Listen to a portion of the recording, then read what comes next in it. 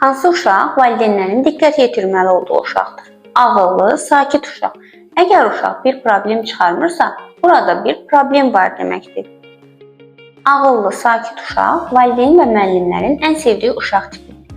Hətta bəzən valideynlər sağ olsun, məni heç incitmir deyərək bununla qürur duyur. Lakin burada bir problem var. Bu uşaqlar duyğu və istəklərini bildirmədən, bir növ uşaqlığını yaşamadan valideyni incitməmək üçün səy göstərirlər. Bu isə uşaqlar üçün irəli dərəcədə fədakarlıq deməkdir.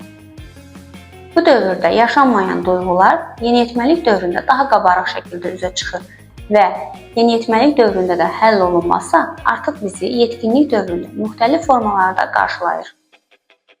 Uşaqlıq uzun müddət sürməsə də həyatımızın ən gözəl mövsümüdür və bu mövsümü bütün duyğularıyla doya-doya yaşamaq lazımdır.